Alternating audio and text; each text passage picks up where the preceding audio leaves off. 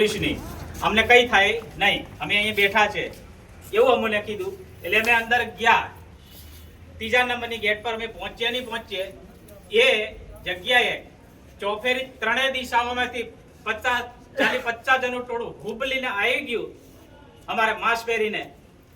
એ લોકોએ બધા દરેક જણ અને સીધા હું કર્યો, મને હુલ્લર પડ્યું. એટલે મને બાવા ભાઈને, દેવલા ભાઈને અને બહેનોને પણ એવું. એટલે અમને શું છે કે સીધા અમને એવું કર્યું કે સીધા પકડ્યા અમને, અને અમને એમ શું છે કે લાતો મારીને એવું કર્યું. અને અમને શું છે કે ઊંધા એમ લટકાવીને અમે બકરાની માફક અમને લઈ ગયા અને સીધા અમને લઈ ગયા. એટલે શું છે કે મારા ઘરમાં સોનાની 2 તોલાની ચેન હતી, એ પણ કઈ ગાયબ થઈ ગઈ, મને ખબર નહીં. એ લોકોએ એ કરી છે ને ગળામાં બધું એ કરેલું હતું. એટલે પછી એમાં એવું થયું, પછી કાળા કલરની ગાડી હતી, કાળા કલરની ગાડીમાં સીધો મને ઉચકી નાખ્યો અંદર. એટલે પેલી બાજુ 4 માણસો, આ બાજુ 2 પેલી બાજુ ને 2 આ બાજુ, અને પાછળ 4 માણસો અને ડ્રાઈવર અને બીજો 1 માણસ. અને અમોને પછી ત્યાંથી ચાલુ તો ગાડીમાં ફર લેતા ને ચાલ્યા. એટલે સીધા અમોનું છે કે અહીંયા આ અમે જે છે પેટ્રોલ પંપ એની આગળ જતા જતા પછી અમોન શું છે કે અમોન પણ પાટો આંખે બાંધી દીધો. પછી એ આમ જ્યાં આ લઈ જાય એટલે અમોને અહીંયા સુધી અમો ચોકડી સુધી ખ્યાલ રહ્યો, અમને આંખો એ હતી. એટલે પછી અમને પાટો બાંધી દીધો. પાટો બાંધ્યો એટલે પછી સીધા અમને કઈ દિશામાં લઈ ગયા કઈ નહીં, કઈ ખબર નહીં. આખો દિવસ અમોન ફેરવા. અને પછી એવું અમોને કીધું દારૂ પીવો છે, બીર પીવું છે, ખાવું છે, અમે બધી ના પાડી દીધી કે અમારે કઈ જોતું નહીં. પછી અમને ફેરીને અમારા સમય એમનો સમય ફેરવીને પછી અમને લાવ્યા ક્યાં, અહીંયા રૂણવાડે જે એ છે બ્રિજ છે ત્યાં લાવ્યા. ત્યાં લાવ્યા એટલે સીધા હું કે ત્યાં અમને ગુલાટ મારી, અંદરની સાઈડ લઈ જઈને પછી ગુલાટ મારીને ત્યાં પોલીસની ગાડી હાજર હોઈલી. એટલે સીધા ડાયરેક્ટ છે ને સીધા અમને માસ છોડતા સીધા. એટલે શું છે કે અમે આખા બધા હતા એટલે અમને એકદમ શું છે કે કોઈ માને કોઈ છે આગળ નહીં, પણ સીધા ધક્કો મારીને અમને સીધા પોલીસની ગાડીમાં બેહાડી દે તને. પછી પોલીસે અમને લાવતા રહ્યા. પોલીસ કઈ લઈ ગઈ? અમને તેજગઢ 2 ચક્કર માર્યા. પછી આ પુણ્યાવટ છે એ રોડોમાં એમ અમને બધું આપણે 2 થી 2.5 કલાક 3 કલાક જેવા અમને ફેરવ્યા. પછી અમને લાવ્યા પોલીસ સ્ટેશન.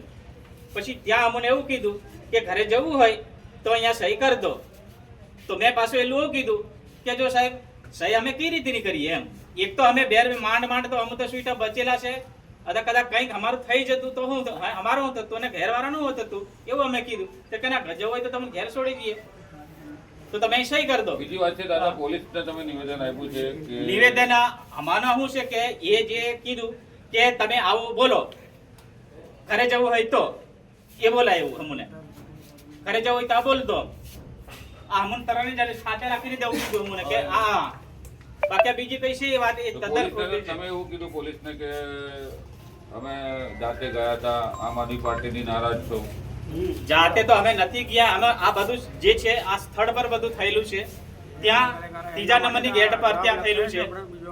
ઉચકીને અમને એ રીતે અમને લઈ ગયા. અને અમે ક્યાં ગયા તો અમે પહેલાથી નહીં જતા. અમે આ તો ખોટી તદ્દન ખોટી વાત છે.